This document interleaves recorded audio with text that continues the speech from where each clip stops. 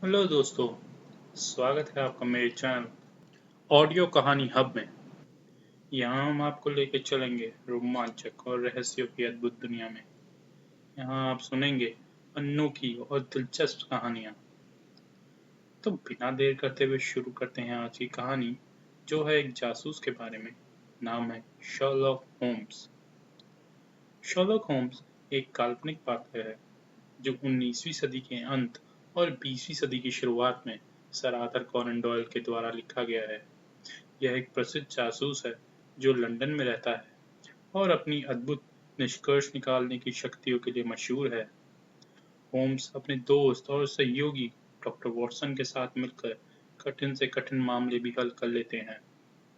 उसकी समझ और व्यापक ज्ञान के कारण वो अपनी जांच और तहकीकात को एक नया मोड़ दे सकते हैं। मेरा नाम है डॉक्टर वॉटसन और मैं आपको लेके चलूंगा शर्लॉक होम्स की दुनिया में। यानी मैं आपको सुनाऊंगा शर्लॉक होम्स की कहानी अपने नजरिए से। तो आज की कहानी का नाम है स्कैंडल ऑफ बोहेमिया, यानी बोहेमिया का प्रसंग। शर्लॉक होम्स के लिए वो एक औरत थी। होम्स अपने तेज दिमाग से बड़े बड़े केसेस को सॉल्व कर चुका था, पर वह एक औरत थी जिसने शर्लॉक होम्स को मात दी थी। मैंने कभी नहीं देखा उसको उसका नाम लेते हुए, पर मैं जानता था कि होम्स रह रहकर उसके बारे में सोचता है। वह याद प्रेम तो नहीं, क्योंकि जितना होम्स को मैं जानता हूँ वह इन सब चीजों के लिए नहीं बना था। पर होम्स ने कभी हार का मुंह नहीं देखा था। पर वो एक औरत थी, नाम था आयरीन एडलर। बात उस समय की है जब मुझे मेरी शादी होने के बाद अलग घर में जाना पड़ा और फिर मैंने अपना चिकित्सा अभ्यास भी शुरू कर दिया। अब मैं शर्लॉक से नहीं मिल पा रहा था। मुझे नहीं पता था कि वो आजकल कैसा है, पर हाँ, अखबारों में उसके केसेस के बारे में पढ़कर उसके हालात पता लग जाते थे। एक शाम को जब मैं अपने एक मरीज को देखकर लौट रहा था, तभी रास्ते में पड़ी बेकर स्ट्रीट। मैंने अपने दोस्त से मिलने की सोची और जब मैं 221 बी के दरवाजे पे पहुंचा तो मेरी सारी पुरानी यादें ताज़ा हो गई। जब मैंने ऊपर देखा तो होम्स के कमरे की लाइट जली हुई थी और मुझे उसकी परछाई भी दिखी। वह अपने कमरे में चक्कर लगा रहा था। यह देख के मुझे अच्छा लगा कि वह काम में व्यस्त है। फिर मैं उसके कमरे की ओर बढ़ा। उसने मुझे देखा, पर उसके चेहरे पर कोई प्रभाव नहीं था। पर हाँ, कभी होता भी नहीं है। पर मुझे लगा कि वो मेरे आने से खुश था और फिर उसने बिना कुछ बोले मुझे बगल में पड़ी कुर्सी पर बैठने को हाथों से इशारा किया। शादी तुम पर सूट हो रही है। 3.5 किलो वजन बढ़ गया है तुम्हारा। 3, मैंने कहा। और तुमने अभ्यास भी शुरू कर दिया है। मुझे लगा नहीं था कि वो तुम करोगे। उसने पूछा, पर तुम्हें कैसे पता? मैं ध्यान देता हूँ चीजों पर, जैसे कि आजकल तुम काफी भीग रहे हो और तुम्हारी काम वाली भी लापरवाह है। उसने मेरी तरफ देखते हुए कहा, मेरे प्यारे होम्स, अगर तुम कुछ सदियों पहले पैदा हुए होते तो तुम्हें जला दिया जाता। पर हाँ, मैं गुरुवार को बाहर गया था, पर वापस आते हुए मौसम काफी खराब था। पर मैंने तो कपड़े पतले हुए पहने हैं और जहां तक मैरी जेन की बात है तो मेरी बीवी ने उसे बता दिया है। पर तुम्हें ये सब कैसे पता? वह हंसा और अपने दोनों हाथों को आपस में मलते हुए बोला, यह बहुत आसान है। मेरी आंखों ने तुम्हारे बाएं जूते को देखा, जहां पर कुछ निशान है जो तभी लग सकते हैं जब आप उन्हें लापरवाही से घिसे, ताकि उन पे लगा कीचड़ हट सके। और जब एक आदमी आपके कमरे में घुसे और उसमें से दवाइयों की गंध आए और उसकी टोपी के दाहिने ओर एक गुबार यह दर्शाता हो कि उसने अपना स्टेथोस्कोप कहाँ छुपाया है, मैं बेवकूफ हूँगा अगर यह सब देखकर भी ना बोल सकूं कि वह आदमी चिकित्सा पेशे में। मैं अपनी हंसी रोक नहीं पाया और बोला, मैं जब भी तुम्हारे तर्क सुनता हूँ तो चीजें बहुत आसान लगती हैं और मुझे लगता है कि मैं भी ये सब आसानी से कर सकता हूँ। हाँ, बिल्कुल। बस एक दिक्कत है कि तुम ध्यान नहीं देते चीजों पर। उदाहरण लेते हैं, तुमने सीढ़ियां देखी होंगी जो नीचे हॉल से ऊपर कमरे तक आती हैं? उसने पूछा। कई बार। कितनी बार? सैकड़ों बार। तो क्या तुम बता सकते हो कि वो कितनी होंगी? कितनी, ये तो नहीं पता, मैंने सोचा और फिर कहा। देखा, बस यही अंतर है। मैंने सीढ़ियां देखी और उन पर ध्यान भी दिया, तो मुझे पता है वह 17 है। वैसे अगर तुम्हें इतनी दिलचस्पी है तो ये देखो। इतना बोलकर होम्स ने मेरी तरफ एक खत फेंका और कहा, पढ़ो इसे। खत पर कोई तारीख और ना ही लिखने वाले का नाम या पता था। आज रात 8 बजे एक आदमी एक बहुत ही जरूरी मसले को लेकर आपसे मिलना चाहता है। आपकी हाल ही में यूरोप के एक बड़े घराने की मदद से हमें ये यकीन हुआ कि आपसे हम इस विषय में बात कर सकते हैं। तो आप उस समय अपने घर पर ही रहें और आश्चर्य ना करें अगर उस आदमी ने मुखौटा पहना हो। ये तो मजेदार लगता है। तुम्हें क्या लगता है होम्स? मैंने पूछा। अभी तो मैं कुछ नहीं कह सकता, जब तक पूरी जानकारी नहीं मिल जाती। वैसे पेपर को देख के तुम्हें क्या लगता है? उसने कहा। पेपर तो अच्छी क्वालिटी का है। यह महंगा होगा। कोई आम आदमी इतना महंगा पेपर तो नहीं इस्तेमाल करता होगा, मैंने कहा। बिल्कुल। यह पेपर इंग्लिश नहीं है। उस पेपर को लाइट के सामने पकड़ो, उसने कहा। मैंने वैसा ही किया। मैंने जब पेपर को लाइट के सामने पकड़ा तो उस पर कुछ अक्षर लिखे हुए थे। यह पेपर किसी जर्मन बोलने वाले देश में बना लगता है, क्योंकि जिस तरीके से इस लेटर में शब्द हैं वह कोई जर्मन ही लिख सकता है। शायद बोहेमिया, जो कार्लसबर्ग से ज्यादा दूर भी नहीं है, और वह अपने शीशे के कारखानों और पेपर की मीलों के लिए मशहूर है। हम लोग बात ही कर रहे थे कि इतने में अचानक से घोड़ों के हिनहिनाने और पहियों के रुकने की आवाज सुनाई दी। तभी होम्स ने अपनी खिड़की से देखा और बोला, लगता है वह आ गया है। इस केस में पैसा बहुत है वॉटसन, अगर कुछ नहीं तो, उसने कहा। मैं चलता हूँ, मैंने कुर्सी से उठते हुए कहा। बिल्कुल नहीं। तभी हमें सीढ़ियों पर धीरे और भारी कदमों की आवाज सुनाई दी और दरवाजे के बाहर आकर रुक गई। और फिर दरवाजे पे एक तेज दस्तक हुई। अंदर आ जाइए, होम्स ने कहा। एक आदमी अंदर घुसा जो कम से कम 6 फीट और 6 इंच लंबा होगा। वह शारीरिक तौर पर बेहद मजबूत था। उसके कपड़ों में उसकी अमीरी झलक रही थी। अगर वह इंग्लैंड का होता तो यह खराब माना जाता। उसके हाथों में चौड़े किनारे वाली है टोपी थी और उसके चेहरे पर एक मास्क था। आपको मेरा लेटर मिला होगा, उसने अपनी भारी आवाज में पूछा और दोनों की तरफ देखने लगा, जैसे उसे पता नहीं था कि होम्स कौन है। प्लीज बैठिए, होम्स ने कहा और मेरी तरफ इशारा करते हुए कहा, यह मेरे साथी हैं, डॉक्टर वॉटसन। यह मेरे केसेस में मेरी मदद करते हैं। आप मुझे काउंट वॉन क्रेम बुला सकते हैं और मैं एक बोहेमियन हूँ। मैं समझता हूँ कि आपके दोस्त एक सज्जन पुरुष होंगे, पर अगर यह इस बात को गोपनीय नहीं रख सकते तो मैं आपसे अकेले में बात करना चाहूंगा, उसने कहा। या तो हम दोनों, वरना कोई भी नहीं, शर्लॉक होम ने मेरा हाथ पकड़कर कहा, जैसे ही मैं उठकर जाने लगा। उसने अपने कंधे झटके और कहा, ठीक है, तो मैं शुरू करता हूँ, पर मैं आपसे इस मामले को 2 साल के लिए गुप्त रखने की मांग करता हूँ, क्योंकि उसके बाद इसका इतना महत्व नहीं रहेगा। पर अभी इसका इतना महत्व है कि ये यूरोप पर काफी प्रभाव डाल सकता है। मैंने और होम्स ने हामी भर दी। इस मुखौटे के लिए मैं माफी चाहूंगा, पर जिस सज्जन पुरुष ने मुझे आपके पास भेजा है वो चाहते हैं कि मेरी पहचान गुप्त ही रहे, और जो नाम मैंने आपको बताया है वह भी गलत है। मुझे पता है, होम्स ने कहा। अभी जो भी परिस्थितियां हैं वो बहुत ही नाजुक हैं और हमें अपना हर कदम बहुत ही सोच समझ कर उठाना पड़ेगा, क्योंकि इससे बहुत बदनामी हो सकती है। और जिसका प्रभाव सीधा बोहेमिया के राजघराने पर पड़ सकता है।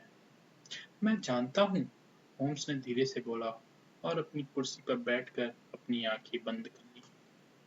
हमारा मेहमान उस सुस्त आदमी को देखकर थोड़ा आश्चर्यचकित था, क्योंकि उसे बताया गया था कि वह सुस्त आदमी यूरोप का सबसे तेज दिमाग रखता है।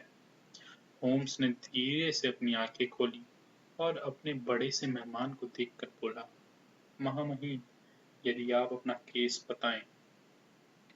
वो आदमी अपनी कुर्सी से कूदा और कमरे में चक्कर लगाने लगा और अपने चेहरे से मुखौटा हटाकर बोला, आप सही हो, मैं ही राजा हूँ और मैं क्यों अपनी पहचान छुपाऊं? बिल्कुल, और आप हैं बोहेमिया के होने वाले राजा, होम्स ने कहा। तो आप अपना केस बताएं, होम्स ने धीरे से कहा और अपनी आंखें बंद कर ली। यह बात 5 साल पहले की है, जब मेरी मुलाकात एक जानी मानी औरत से हुई जिसका नाम था आइरीन एडलर। आप तो जानते ही होंगे। शर्लॉक होम्स की आदत थी कि वो जाने माने लोगों के बारे में दस्तावेज बनाकर रखता था। डॉक्टर, जरा मेरी फाइल्स देखना, होम्स ने कहा। मैंने वो डॉक्यूमेंट ढूंढकर उसे दिया। देखने दो, न्यू जर्सी में पैदा हुई है, ब्ला ब्ला, ओपरा में सिंगर थी, ब्ला, अभी लंदन में रहती है। तो आपका इस औरत से मेल जोल था और आपने इसे कुछ खत लिखे जो काफी निजी थे और अब वो आपको वापस चाहिए, होम्स ने कहा। सही, पर कैसे? क्या गुप्त शादी थी? शर्लॉक ने उसकी बात काटते हुए कहा। नहीं। कोई कानूनी पेपर? नहीं। तो क्या सबूत है उसके पास उन लेटर की सच्चाइयों का? मेरी लिखावट। हाँ, आजकल किसी की लिखावट की नकल हो जाती है। मेरा अपना पेपर चोरी, मेरी सील नकल, मेरी तस्वीर खरीदी हुई। हम दोनों हैं उन तस्वीरों में। आह, ये तो बुरा है। मैं तब जवान था, पर अब मैं 30 का हो चुका हूँ। हमने काफी बार उन लेटर्स को पाने की कोशिश भी की, पर असफल रहे। खरीद लेना चाहिए था, वह मानी नहीं। उसके घर भी हमने 2 बार चोरी करवाई, पर कुछ हाथ नहीं आया। ये तो बड़ी मुसीबत है, पर मेरे लिए एक बहुत गंभीर बात है, राजा ने कहा। क्यों? उसने तस्वीरों को लेकर कुछ कहा? हाँ, वो मुझे बर्बाद करना चाहती है, राजा ने कहा। कैसे? होम्स ने पूछा। मेरी शादी स्कैंडिनेविया के राजा की दूसरी बेटी से होने वाली है। अगर यह राज बाहर आ गया तो यह रिश्ता टूट जाएगा। एलीन बहुत मजबूत औरत है। उसका सुंदर चेहरा किसी भी औरत को मात दे सकता है, पर उसका दिमाग, उफ। और उसने कब कहा है तस्वीर भेजने के लिए? होम्स ने पूछा। जिस दिन मेरी शादी है, यानी अगले सोमवार, राजा ने कहा। इसका मतलब 3 दिन है हमारे पास। आप अभी लंदन में ही रुके होंगे? होम्स ने पूछा। बिल्कुल, मैं लैंगहम में काउंट वॉन क्रेम के नाम से रुका हूँ। और राजा ने इतना कहकर अपनी जेब से एक लेदर का बैग निकाला, दे दिया, जिसमें बहुत पैसे थे। मैं आपको तस्वीरों के बदले अपने राज्य में एक क्षेत्र भी दे दूंगा, राजा ने कहा। मैडम का पता? Briony Lodge, Serpentine Avenue, Saint John Woods. क्या फोटो केस में थी? शर्लॉक ने पूछा। हाँ, राजा ने कहा। इतना पूछ के शर्लॉक ने राजा को अलविदा कहा और उनको आश्वासन दिया कि वह जल्द ही उनके लिए अच्छी खबर लेकर आएगा।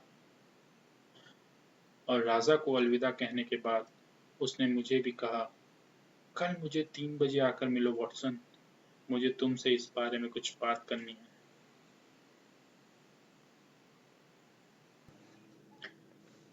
अगले दिन 3 बजे बेकर स्ट्रीट पहुंच गया, पर मेरा दोस्त घर पर नहीं था।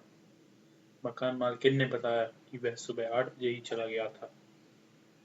मैं कमरे में आग के सामने जाकर बैठ गया और अपने दोस्त का इंतजार करने लगा।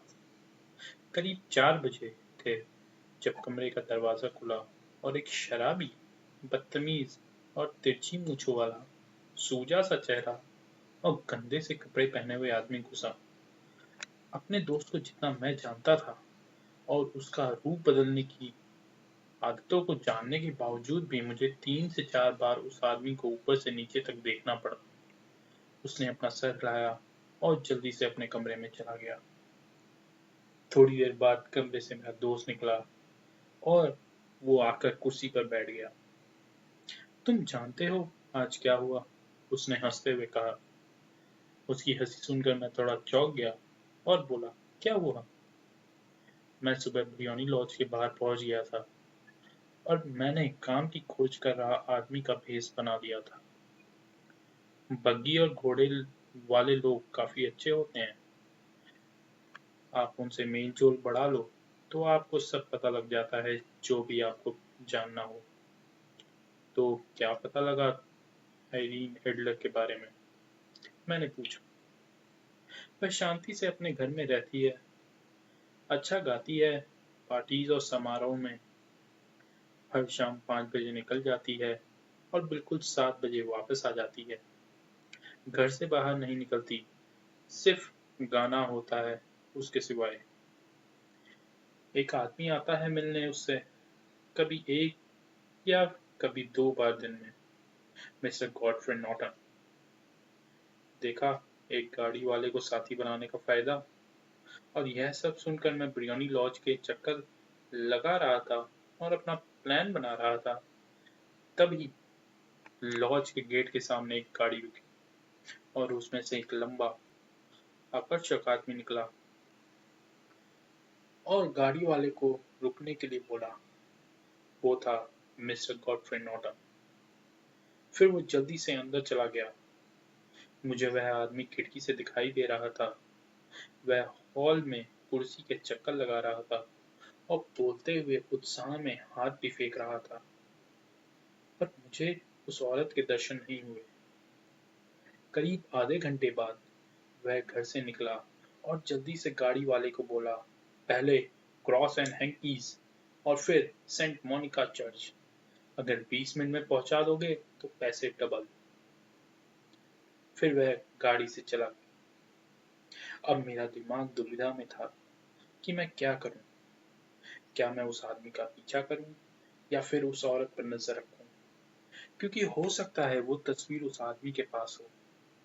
पर हाँ, जितना मैंने उस औरत के बारे में सुना था, मुझे नहीं लगता था कि वह तस्वीर किसी और को देगी। तभी लॉज का दरवाजा खुला और उसमें से एक बेहद खूबसूरत औरत निकली। उसका चेहरा इतना खूबसूरत था कि कोई भी आदमी उसके लिए लड़ पड़े। तभी एक छोटी सी गाड़ी घर के गेट के सामने आई और उस औरत ने कहा, सेंट मोनिका चर्च, 20 मिनट में अगर पहुंचा दोगे तो पैसे डबल। इतना सुनते ही मेरी सारी दुविधाएं दूर हो गई और मुझे पता था कि मुझे कहाँ जाना है, सेंट मोनिका चर्च। और वो निकल गई और फिर मैं भी चिल्लाया, सेंट मोनिका चर्च और पैसे डबल अगर कोई मुझे 20 मिनट में पहुंचा दे।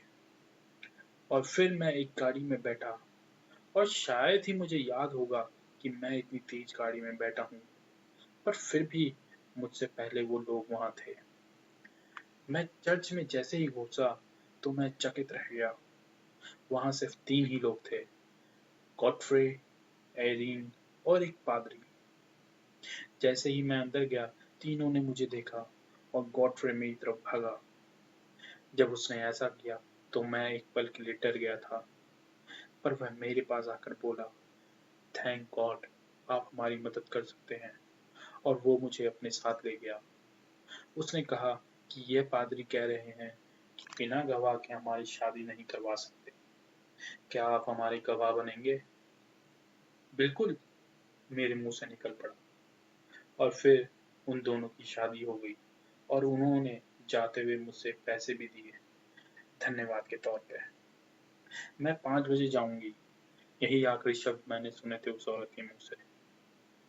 शर्लॉक होम्स अपनी कुर्सी में बैठे हुए हंसने लगा। तो वॉटसन, क्या तुम मेरा साथ दोगे मेरे प्लान में? शर्लॉक ने पूछा।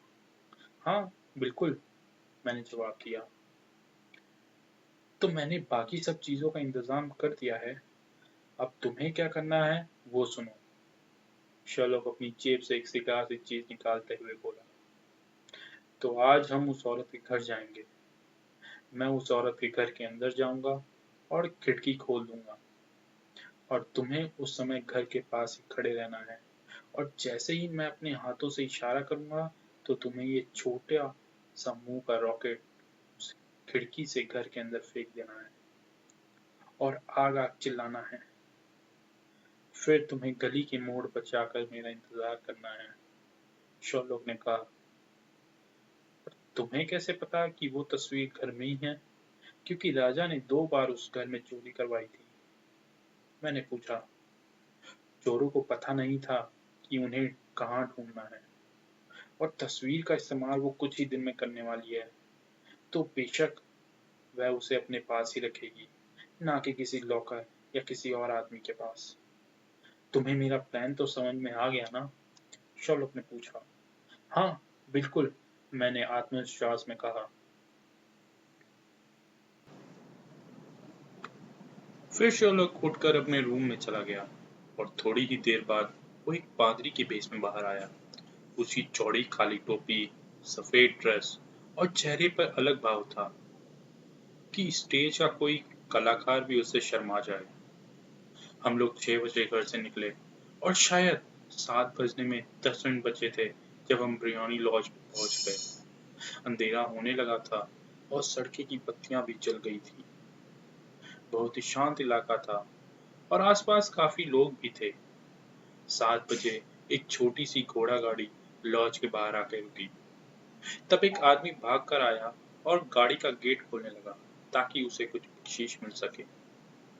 ऐसे में एक दूसरा लफंगा भी वही करने गाड़ी के पास आ गया, और दोनों में झगड़ा हो गया, और आसपास के लोग भी इसमें शामिल हो गए। तभी शोलो उस भीड़ में घुसा, उस औरत को बचाने के लिए। तभी आवाज आई, खून, खून।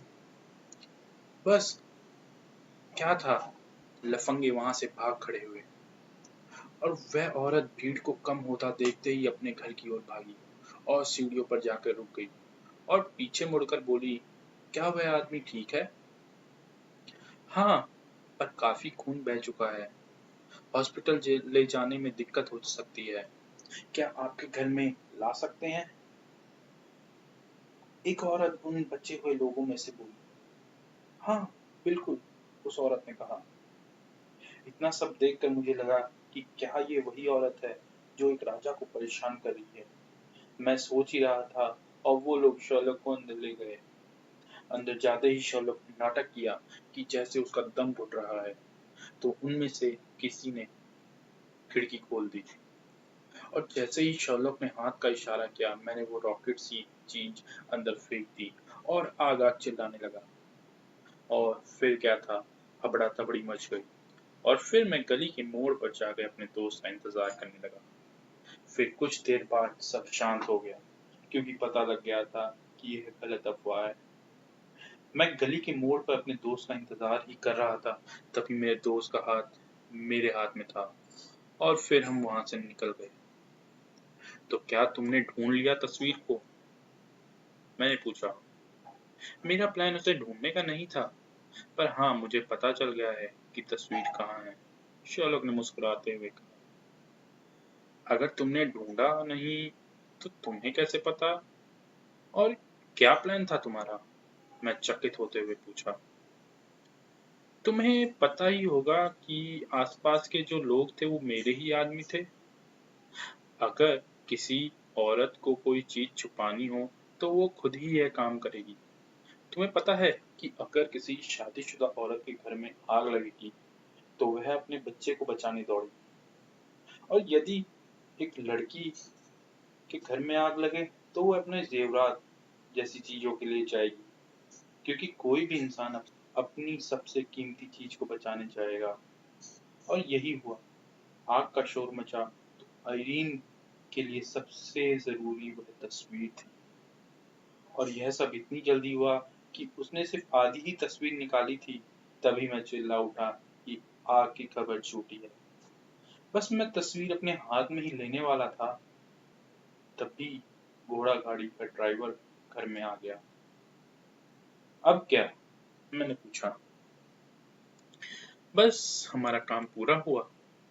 राजा को खत भेजकर उन्हें बता देंगे और कल फिर आएंगे हम तस्वीर लेने, शर्लॉक ने कहा।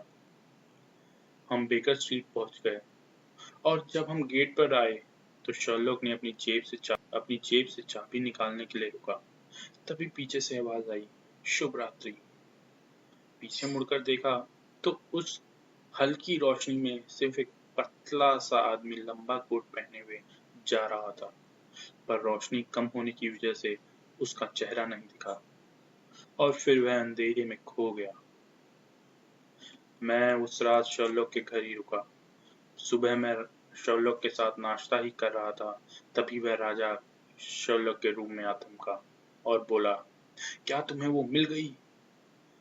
अभी नहीं, पर मुझे पता है वो कहाँ है, शर्लॉक ने बोला। तो जल्दी चलो, राजा ने उत्साह में कहा और हम लोग राजा की गाड़ी में बैठकर ब्रियोनी लॉज के लिए निकल गए। आइरीन की शादी हो गई है, शर्लॉक ने बोला। कब? कल। किससे? एक वकील, गॉडफ्रे नॉर्टन। पर वह उससे प्यार नहीं कर सकती। मुझे आशा है वो करेगी। क्यों? क्योंकि इससे आपकी सारी मुसीबतें खत्म हो सकती हैं। अगर कोई औरत अपने पति से प्यार करती है तो फिर वो क्यों आपके प्लान में दखल देगी? पर अगर वो औरत हमारी बराबरी की होती तो क्या रानी बनती वो। यह बोलकर राजा बिल्कुल शांत हो गया और हमारी ये शांति ब्रियोनी लॉज के सामने पहुंचकर ही खुली। दरवाजा खुला और एक वृद्ध औरत वहां खड़ी थी। मिस्टर शर्लॉक होम, उसने कहा। मैं हूं शर्लॉक, मेरे दोस्त ने चकित होते हुए कहा। जी, मेरी मैडम ने कहा था कि आप आएंगे जब वह सुबह 5 बजे देश छोड़कर जा रही थी, उसने कहा। देश छोड़कर? हमेशा के लिए? और तस्वीरें, खत, सब चला गया? राजा ने कहा। देखते हैं। शर्लॉक जल्दी से घर के अंदर भागा और उसने वो ड्रॉर खोला जहां पर उसने तस्वीर देखी थी। उस जगह पर एक खत था और उस पर लिखा था, शर्लॉक होम्स के लिए। मेरे दोस्त ने लिफाफा फाड़ा और हम तीनों उसे पढ़ने लगे। मेरे प्रिय शर्लॉक होम्स, आपने मुझे अच्छी तरह से फंसा लिया था। बस वह आग की खबर गलत थी, तब तक मुझे कोई शक नहीं हुआ था। मुझे आपके बारे में कई महीने पहले चेतावनी मिली थी कि अगर राजा किसी आदमी को वो काम देगा तो वो आप होंगे, और मुझे आपका पता भी दिया गया था। पर फिर भी मैंने वही किया जो आप मुझसे करवाना चाहते थे, और मुझे शक भी होने नहीं दिया, क्योंकि मैं एक बूढ़े पादरी के बारे में ये सब सोच नहीं पा रही थी। इसीलिए मैंने ड्राइवर को बुलाया और मैं ऊपर चली गई। और मैं भी कलाकार हूँ और मुझे कपड़ों की ताकत पता है, और मैंने भी अपने कपड़े बदल लिए और फिर मैंने आपका पीछा आपके घर तक किया। और मुझे अच्छा लगा कि मैं मशहूर शर्लॉक होम्स के दिमाग में हूँ, और मैंने ही आपको शुभ रात्रि भी कहा था और वहां से पति के पास चली गई। और हमने हवाई जहाज का रास्ता चुना, क्योंकि जितना शक्तिशाली हमारा दुश्मन है उसके हाथ से हम जल्दी ही निकलना चाहते थे। जहां तक खतों की बात है, आपके क्लाइंट को निश्चिंत हो जाना चाहिए, क्योंकि वो सिर्फ मैंने अपनी सुरक्षा के लिए रखे हैं ताकि वह कुछ ना कर पाए। और मुझे एक प्यार करने वाला व्यक्ति मिल गया है। वैसे मैं अपनी एक तस्वीर छोड़ रही हूँ, अगर राजा रखना चाहें तो। Irene Norton Adler. वाह, क्या औरत है। मैंने कहा था ना कि कितनी बढ़िया रानी बनती अगर यह हमारी बराबरी की होती, राजा ने कहा। देखकर लगता है कि वह आपकी बराबरी की नहीं है, शर्लॉक ने ठंडी सी आवाज में कहा। मुझे माफ कीजिएगा, मैं आपका काम नहीं कर पाया। कोई बात नहीं, उस औरत के शब्दों पर मुझे पूरा यकीन है अब हम शांति से शादी कर सकते हैं। क्या आप मुझे कुछ देंगे अगर मैं आपसे मांगूं? शर्लॉक ने कहा। बिल्कुल, आप नाम लीजिए और वह आपका। वो तस्वीर, आइरीन की तस्वीर? राजा ने चौंक के शर्लॉक को देखा और फिर थोड़ी देर बाद बोला, ठीक है। इतना बोलकर हमने राजा के सामने सर झुकाया और उसे अलविदा कहा। और यही था एक बड़ा रहस्य जिसने बोहेमिया के राज्य को मुसीबत में डाल दिया था। और शर्लॉक के बेहतरीन प्लान को एक औरत की होशियारी ने मात दी। और आज भी अगर शर्लॉक आइरीन एडलर या उसकी तस्वीर के बारे में सोचता या बोलता है तो उसमें बहुत ही सम्मान होता है। तो कैसी लगी आपको ये कहानी? अगर आपको पसंद आई हो तो चैनल को सब्सक्राइब करें और वीडियो को लाइक करें। मिलते हैं अगली कहानी के साथ। धन्यवाद।